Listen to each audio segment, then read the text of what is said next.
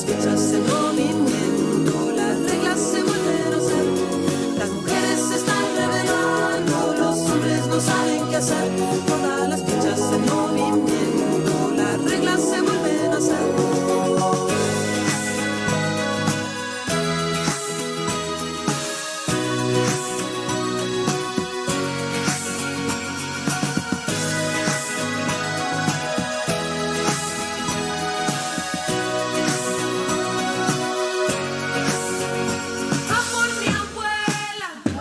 Seguimos en nuestro tren al sur acá y ha subido en nuestro vagón, en nuestro coche común, Ruth Zurbriggen. Muchísimas gracias por tu presencia, compañera, que siempre, bueno, admiramos todo el laburo que ustedes hacen colectivamente, sus voces, sus propuestas y sus desafíos, y queríamos que nos cuenten en vivo y en directo algunas cositas que vamos a ir preguntando. ¿Cómo te va, Ruth? Hola, muy buenas noches. Bueno, sí, me va muy bien, pero depende que miremos y que pensemos, ¿no? O sea, de eso que miramos. Si miramos la Patagonia incendiándose horriblemente con ese terricidio inmenso que está sucediendo gracias a este capitalismo horroroso, me da una tristeza enorme. El conflicto docente en Neuquén, del que ustedes hablaban recién, ¿no? También es entre triste y vergonzante también, semejante desidia de parte del gobierno provincial. Así que, bueno, y también estoy muy bien porque venimos de un 8 de marzo inmenso, entonces con las energías y las esperanzas reavivadas. Son tensiones que estamos viviendo y entendiendo perfectamente. La pandemia también que estamos atravesando, que no ha terminado, también es fruto de ese capitalismo que vos recién decías, ¿no? Pero también está la resistencia y la lucha, y por eso te llamamos a vos para que nos cuentes un poco de lo que está pasando. Bien. Me pediste una anécdota del tren, ahí claro, recién queríamos compartir. Me lo acuerdo. Vamos por el principio. Vamos por el principio. ¿Te subiste al tren? ¿Cómo te subiste? Bueno, cuando era chica pasé toda mi infancia y parte de mi adolescencia en un pueblo donde pasaba el tren de carga. Y además tenía algunos vagones que te llevaban de un pueblo a otro. Entonces me subía al tren, corriendo al tren, un poco bandida, digamos. Y entonces me iba hasta el otro pueblo sentadita y nadie me pedía el boleto. Bueno, eran estas travesuras de niñas que hacíamos entre 3 o 4 amigas, así, de la infancia. Así que el tren es para mí, me recuerda mucho a eso, ¿no? Al tiempo de la infancia, al tiempo de las travesuras, que si hoy las pensás poco peligrosas, pero apenas estaba por arrancar el tren, ahí antes de que tome un poquito de velocidad, ahí subíamos un poco escondidas. Del barral, arriba del escalón y de ahí pasábamos. Sí, así es. Y mucha adrenalina, entonces me imagino. Muchísima, ¿no? Por supuesto. Cuando hacíamos eso ya teníamos la travesura para todo el mes. Para todo el mes. Claro. Lo recuerdo bien así, es un medio de transporte que tiene que ver con mi infancia, sobre todo. En la ¿no? provincia de Córdoba. Claro, en Córdoba. Hasta que, bueno, todas las vías fueron perdiendo la utilidad que tuvieron en su momento, ¿no? Muchas gracias, Ruth. Y ahora sí, vamos a las preguntas nuestras, ¿no? Hay un 8 de marzo que aconteció esta semana, un lunes, y que se aborda de diferentes maneras. Yo, desde mi punto de vista, pienso que en la medida que se fue abriendo la puerta de lo que significa la fecha originaria del 8 de marzo, se empezó a cuestionar nada de bombones y de flores, porque era lo que la sociedad comercial, capitalista te va imponiendo, ¿no? Te cambia la agenda, te borra el origen de esa conmemoración y te pone, en este caso, una fiesta, un regalo. No lo hizo solamente con ustedes, me quiero acordar de otra fecha que es el Día del Niño, que surgió en conmemoración de la masacre de la bomba de Hiroshima en agosto, y dijeron por los niños que fueron asesinados en Hiroshima, y después se transformó en una fecha del Día del Niño, un juguetito. Y el 8 de marzo se quería, pero la lucha de las mujeres puso las cosas en su lugar. Y nos encontramos con un 8 de marzo que permanentemente fue creciendo en conciencia y en visibilización de la fuerza y organización. Contanos un poquito cómo lo viste vos este 8 de marzo. Bueno, creo que este 8 de marzo volvimos a ocupar las calles de una manera esplendorosa y esperanzada también, ¿no? Creo que volvió a ser una ocupación, incluso te diría en Neuquén especialmente, porque es donde viví la marcha, como una ocupación muy desobediente también, ¿no? Si mirás lo que ocurrió en la ciudad con esto de que había 2 actos, ya sabíamos que íbamos a terminar en 2 actos, pero eso dio lugar a unas cosas muy divertidas incluso, que era ver cómo de las columnas se desprendían personas, sobre todo chicas, jóvenes, amigas, amigues, que corrían hacia la otra parte, ¿no? del encabezado de la marcha.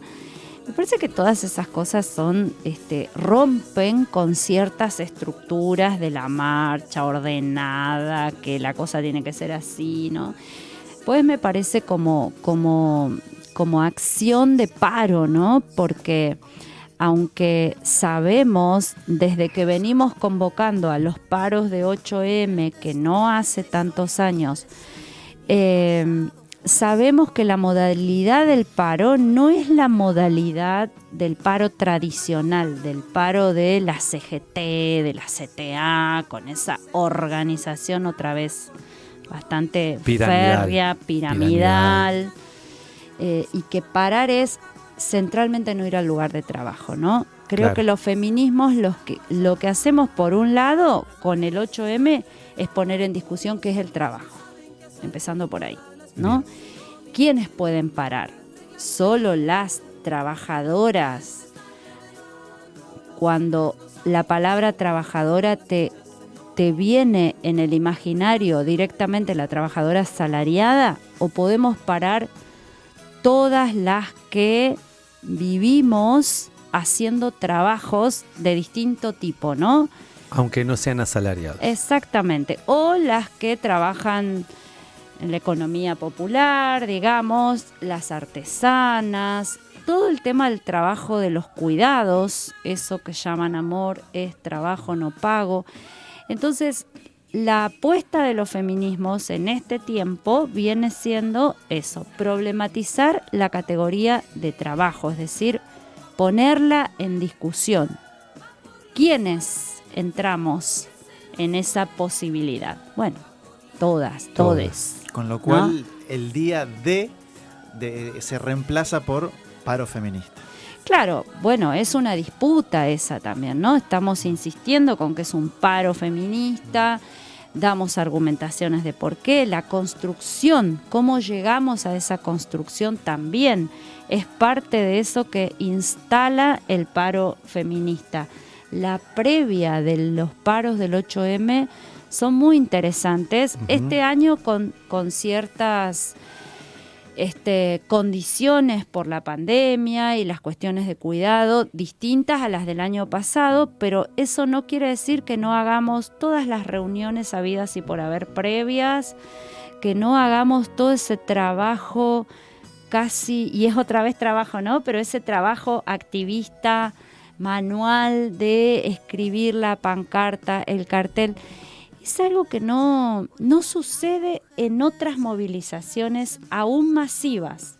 Digo, el cartel, que cada quien sienta que puedo ir a esa marcha con un reclamo que me va a juntar con esa otra, con ese otro, es de una potencia enorme, ¿no? Porque ves el cartel de la mujer trabajadora, jubilada, ves el cartel de la jovencita, de la niña, y ahí entonces hay como la fuerza del hacer, ¿no? Pero además es como, uno lo ve más como de afuera y uno dice, esto es una pedagogía de la intervención, digamos, ¿no? ¿Cómo haces para planificar la intervención en la calle y a la vez no solamente manifestarse, sino enseñar ¿no? Sí, y además esa pedagogía de la intervención política, ¿no? ¿Qué es la calle? Me preguntaba el otro día un periodista de un medio haciendo una nota y yo decía, y la calle es un lugar político por muchas razones. Ese 8M por la ocupación que estábamos haciendo de la calle, con toda esta pedagogía que vos decís, que además es una pedagogía que contiene mucho brillo, mucho color, que contiene y trae el dolor, la indignación, pero trae también la celebración de saber que tenemos la osadía de sobrevivir en un mundo tan inhóspito, ¿no? Y no solamente sobrevivir, organizarnos para sentir y decir y reclamar que nos merecemos otra cosa. Entonces, tramar, me parece que esa cosa de la trama que hay en la previa de los paros es muy interesante y creo que tiene efectos así como a veces parecen muy pequeños, pero son inmensos, son efectos políticos, subjetivos, muy, muy importantes. Y ojalá los gobiernos escuchen y miren, ¿no? Y vean lo que eso significa. Además, me parece que lo otro que tenemos es una capacidad muy grande para instalar agendas. En este paro, si hay algo que no estuvo, digamos, ausente en ninguna de las marchas de todo el país, sea de una gran ciudad o de un pueblo pequeño, es el reclamo contra la justicia patriarcal. Bien, esa era la siguiente pregunta que quería que nos ayudes a pensar. Estuvimos atravesados también en el sur, vaya casualidad, también muy cerquita de este terricidio que vos decís de los incendios, muy cerquita, un femicidio que, bueno, por su espectacularidad conmovió toda la sociedad de Neuquén y nos conmovió muchísimo.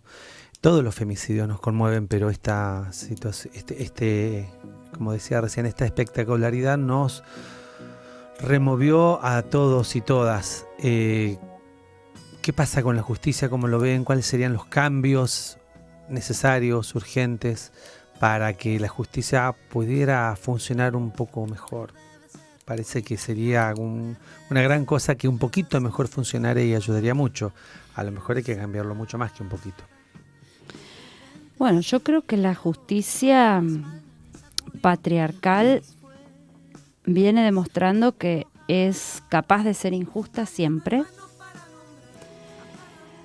Creo que es necesaria una profunda transformación.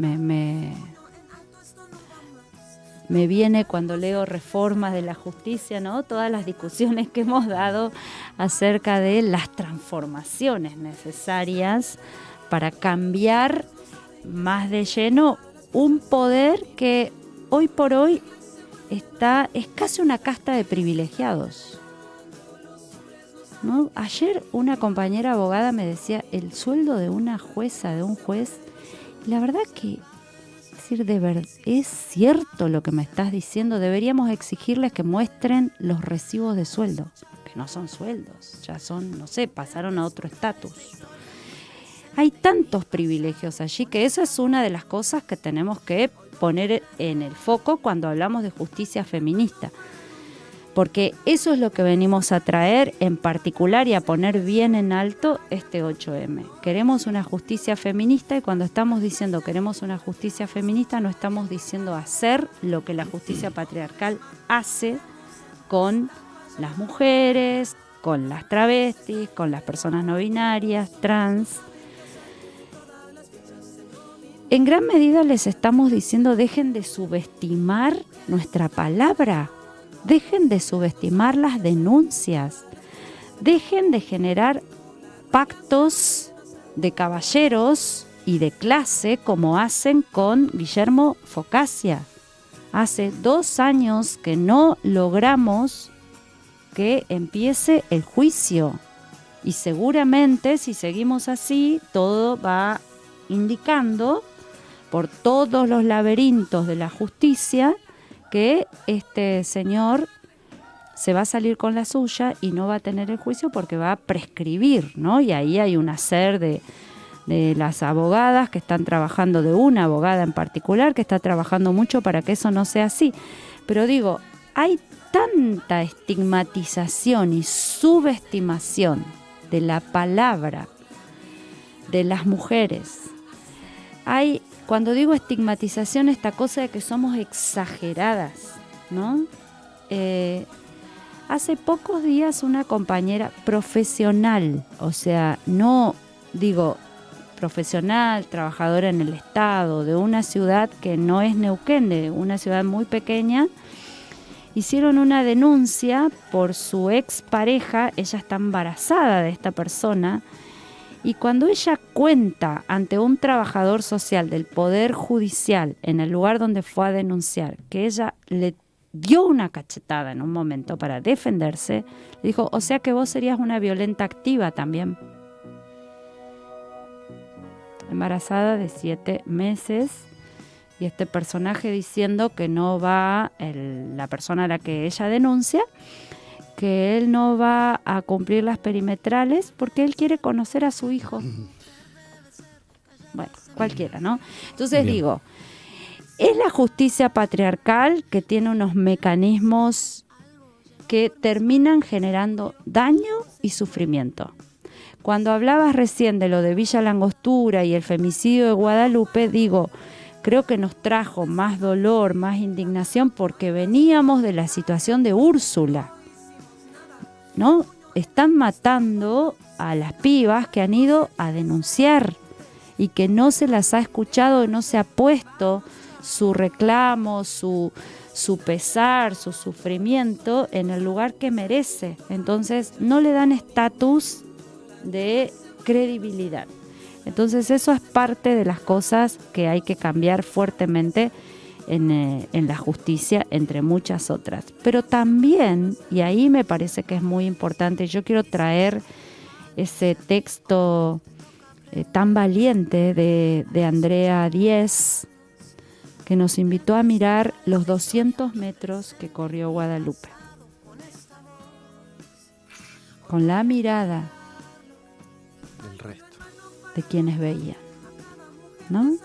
Digo, eso también sucede. Entonces hay que como preguntarse, ¿por qué la justicia puede hacer esas cosas? También porque hay una sociedad que tolera Que nos una involucra. cultura Sí. de la violencia. Porque ¿a dónde retrotrae lo de Guadalupe? Nos trae atrás de 2015. En 2015, con los 3 de junio, si algo hicimos con ese primer 3 de junio, sobre todo, fue politizar el tema de las violencias machistas, ¿no? Pudimos poner en evidencia y en la calle como una gran clase pública que las violencias son políticas que están enraizadas en un sistema de poder y que no son algo íntimo, no son un problema de la pareja. Pareciera cuando miramos los 200 metros de Guadalupe que volvimos ahí. Porque ¿cómo se puede mirar y, no sé, cruzar un auto, no sé, algo, ¿no? A la vista de... Entonces, me parece que eso también hay que poder preguntárselo, porque yo no pienso que el Poder Judicial va a resolver todos los conflictos humanos, no considero eso, no soy mi salida o mi idea de la salida de la resolución de conflictos no es amarrémonos al Poder Judicial que nos va a resolver todo. Entre otras cosas porque no está pudiendo resolver nada. Bien. Hablábamos de la agenda de este 2021, de la agenda del presente, y vos decías la justicia está en la mira. ¿Qué más? ¿Qué otro? Bueno, otros creo temas? que los gobiernos, ¿no? Los gobiernos provinciales, el gobierno nacional, los gobiernos municipales, ¿por qué están en la mira? Porque insistimos con que el Estado es responsable también.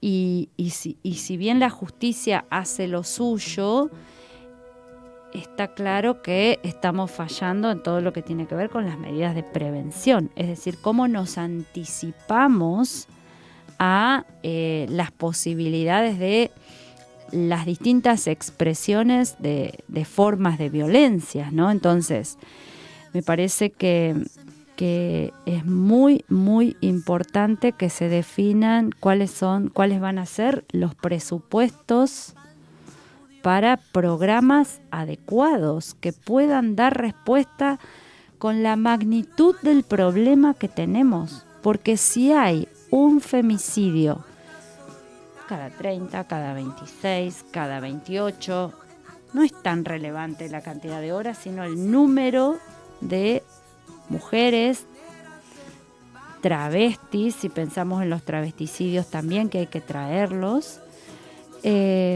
Lo que importa son esas vidas que ya no están. Y si esa estadística nos impacta tanto, ¿cuánto más hay que no llega al femicidio? Pero que es de un sufrimiento y de un daño enorme, ¿no? Las violaciones, los abusos sexuales, el acoso sexual en el lugar de trabajo. Digo, hace falta, entre otras muchas cosas, acciones que muestren que hay un Estado capaz de cuidar, porque hasta aquí no estamos viendo eso, ¿no? Así como la justicia, genera más daño y más sufrimiento, no hay un Estado, pero no incapaz en términos, no estoy pensando en términos de como una discapacidad, ¿no? Sino hay un Estado que pareciera no querer cuidar, porque no está generando las acciones que necesitamos en términos de acciones profundas, acciones de largo plazo, pero también las acciones de corto plazo que atiendan a la magnitud del problema que tenemos. No se puede seguir actuando como si el problema fuera otra vez menor, porque es un problema, no creo que lo piensen así, es un problema de mujeres, no creo que todo el mundo lo piense así, pero a la vez no hay políticas. ¿Qué significa ese pacto que firmaron el 8 de marzo todos los gobernadores de este país con el presidente, de un Estado que se compromete a trabajar en contra de la violencia de género? ¿Cuál es la materialidad de eso? Todavía no lo sabemos. Te iba a preguntar sobre eso porque hay en la historia reciente hay herramientas, incluso normativas, hay leyes. Concretamente me refiero a la ley Micaela y a la ley de educación sexual integral, que ya tiene casi 15 años. ¿Qué evaluación así muy rápidamente podés hacer vos de lo que está faltando con el peso que tienen esas normativas entre muchas otras que hay que el Estado nacional y provincial debe cumplir en función de esta agenda que vos también planteás de urgencia, ¿no? No solamente de emergencia, sino de urgencia política estatal, concreta? En relación a esas leyes específicas que nombraste, creo que hace falta como autorizarlas, ¿no? Darle de verdad el valor que tienen. ¿Puede la educación sexual integral reconfigurar los vínculos pedagógicos? Yo estoy convencidísima. Desalienar el trabajo docente, estoy convencidísima de esas cosas, porque las vivencié, ¿no? Hay una experiencia ahí que me hace pensar y razonar para ese lado. Entonces autorizarlas en el sentido de sentir que son importantes, no por el texto de la ley, sino por las posibilidades que trae a la hora de cambiar las relaciones, a la hora de cambiar las maneras de abordar una denuncia, por ejemplo. Hay personas, mujeres sobre todo, el año pasado no, porque no tuvimos presencialidad en el Socorro Violeta, el espacio de asesoramiento legal y acompañamiento integral en temas de violencias, pero en 2019 había mujeres que nos decían: no me miran a los ojos cuando voy a denunciar. No me miran a los ojos, ¿no? Entonces, ¿cómo autorizamos a que estos, a través de estas herramientas legales, cómo las autorizamos para que vivan en la cotidianeidad de las instituciones? Y ahí, otra vez, hay un compromiso social que asumir. Porque un empleado del Poder Judicial se convierte en un funcionario que tiene que cuidar. Una maestra se convierte en una funcionaria que tiene que cuidar, ¿no? Entonces ahí, ¿cuál es la parte que nos toca cuando decimos el Estado, el Estado, el Estado?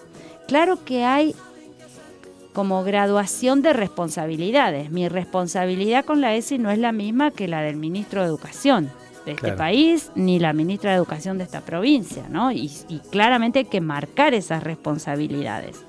Pero también hay una responsabilidad que es de quienes tenemos que hacer que esas leyes se cumplan.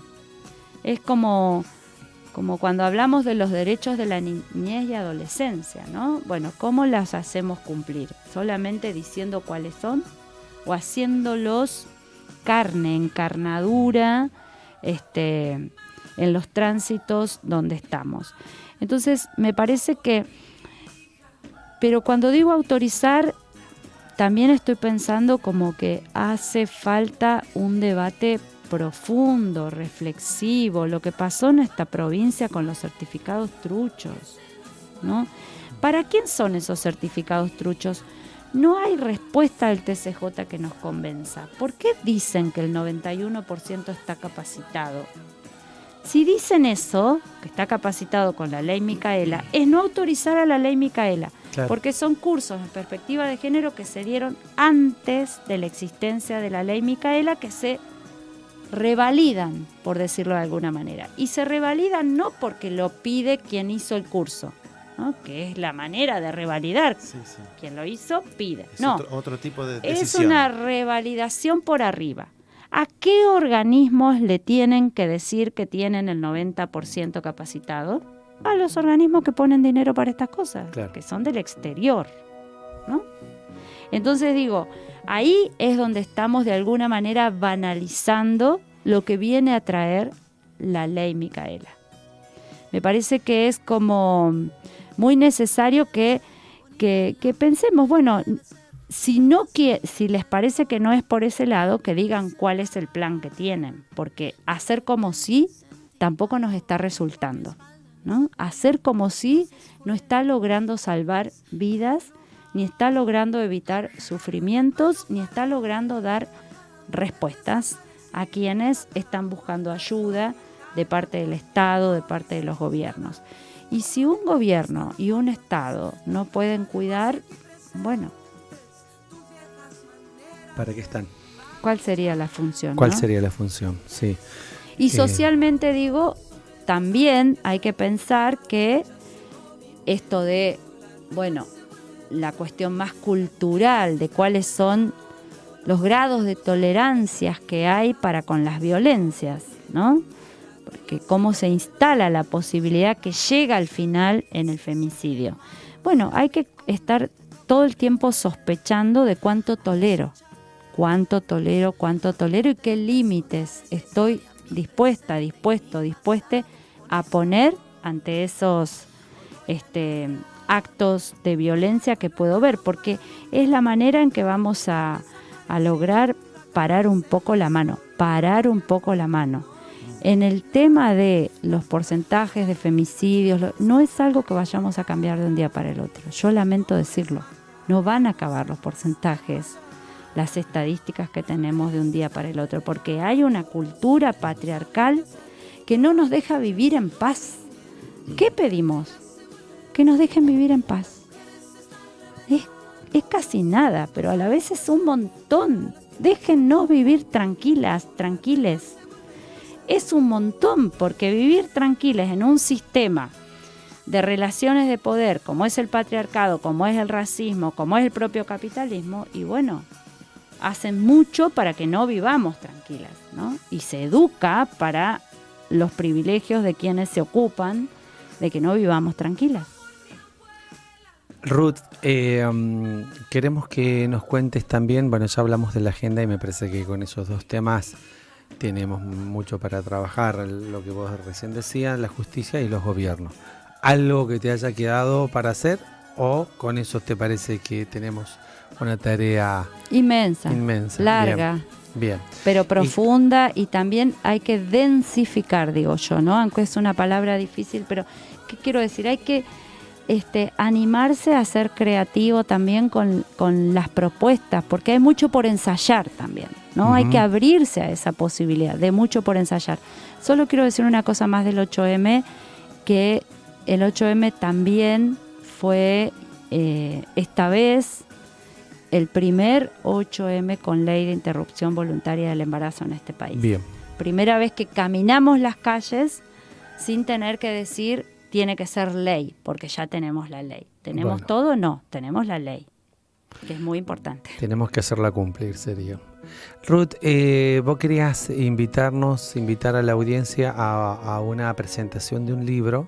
Exacto. Mientras buscas ahí la información en el celular. Sabemos que es de la compañera Julia Burton. Julia Burton.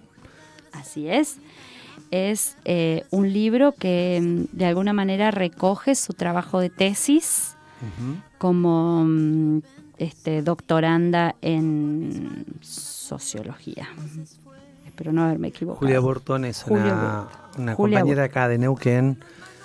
Estudió en la Facultad de Derecho y Ciencias Sociales en Bien. Comahue, y estuvo haciendo su tesis doctoral como becaria del CONICET. Perfecto. Y Y tenés el libro ahí. es Dale. Desbordar el silencio, tejer complicidades, acciones y voces del feminismo neuquino por el derecho al aborto. Lo que hace Julia en este trabajo, que es su trabajo de tesis, es mostrar cómo desde las periferias también trabajamos, impulsamos, ¿no? Por eso el feminismo neuquino es como una apuesta de ella a mostrar que no todo pasa en relación al feminismo en Buenos Aires, ese lugar que parece que la política, ¿no? Lo importante pasa allí, y entonces como que recoge en gran medida los primeros pasos de o cómo colaboramos dos organizaciones de Neuquén, Sin Cautivas y La Revuelta, en el reclamo por el derecho al aborto.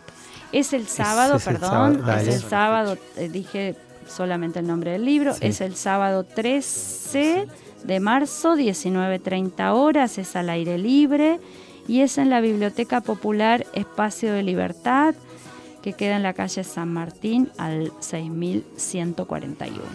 Cerca del aeropuerto, podríamos Exactamente. para Antes de llegar al pensarlo aeropuerto. imaginariamente, Sí. sí, cerca del CPM 29. me parece Hacia que está aquellos por ahí. lados. Perfecto. Repitamos el lugar entonces, En- Biblioteca Espacio de Libertad, Sí, San Martín al 6000. Sábado 13 a las... 19:30 horas puntuales vamos a empezar. Muy bien. Contame, ¿eso se va a poder transmitir para quienes no puedan asistir, verlo, o después nos enteraremos en función de las redes? Viste que a veces se transmite. Seguramente que por redes algunas La cosas se van Revuelta a transmitir. va a Sí, transmitir. sí, sí. Bien. Y después se va a poder comprar en las bibliotecas, perdón, en las librerías. Sí, la librería Cama la Palabra la tiene, Casa Ujú. Librera. Bien. Siringa, Julia seguramente. Burton también tiene. Pueden Bien. conectarse a las redes de La Revuelta, que les conectamos con Julia. Dale. Yo tengo una más porque cuando estábamos fuera de aire dijimos... No hicimos tanda. No hicimos tanda porque porque estamos re copados, re entretenidos. Bueno, no y hay vamos a problema. seguirla. Y Sí, Pablito, dijo. déjame una más que le quiero... Porque cuando Me dijimos- pide permiso. Sí, yo pido permiso porque yo sé que él quería... Bueno, No. Que nada, vos sos más queremos- grande que él. Claro, entonces... No. Entonces O sea, él tiene así Pero como nada, ese tampoco respeto no hay que andar al... justificando No, tanto. Bueno, está pero bien. afuera de aire hablábamos de que siempre cuando conversamos con Ruth, o siempre o casi siempre hay de parte de ella alguna reflexión, alguna interpelación a las masculinidades, a los varones, ¿no? Bueno, este es un programa donde somos dos varones, ¿no? Ujú. ¿Qué podrías decir en pleno siglo XXI, en este contexto después de un 8M, a esos varones que somos cis, ¿no? Y que tenemos que hacernos cargo de nuestros privilegios, que tenemos que empezar a mirar para adentro, que que el feminismo nos incomoda muchas veces y nos hace pensar mucho, ¿no? Y que a otros varones, nada, les genera reacciones muy violentas, el feminismo. Bueno, ¿cuáles son los desafíos que te parece a vos que tenemos los varones frente a esta marea que arrasa? ¿Te guste o no te guste? Arrasa. Nos guste o no nos guste, arrasa y está ahí, ¿no? Bueno, por un lado creo que una de las cosas que me parecen muy importantes es dejar de pensar que acompañan nuestras luchas los amigos feministas. No acompañan nuestras luchas. En todo caso, si consideran que nuestras luchas son justas, fíjense cómo en los lugares por los que transitan hacen feminismo. Pueden hacerlo, son capaces. Creo que sí, porque yo me quiero despegar de esa idea de que el feminismo es biología, ¿no? O sea, no es biología y es ideología, sí, obvio que es ideología. Porque si no pensás con las herramientas que te da esta teoría, que te permite ponerle otras palabras a este mundo, intentar otras vidas posibles y muchas otras cosas más, está difícil definir si no es ideología. O sea, ¿no? Cuando mirás con las herramientas que te dan los feminismos, en sus variantes enormes que hay también, ¿no? Pero lo pienso más desde el lado de los feminismos populares, latinoamericanos, comunitarios, arriesgados, que nos gusta hacer en la revuelta. Entonces, dejen de pensar, porque ya empieza a provocar rechazo eso. Les acompaño en sus luchas. No, bueno, dale. Vos tenés una lucha que dar inmensa, y esa lucha que tenés que dar, en parte, es romper con los pactos de fidelidad que tenés con el patriarcado y con las masculinidades. Y romper con esos pactos de fidelidad tiene que ver también con convertirse de alguna manera en el aguafiestas de la fiesta del machismo, ¿no?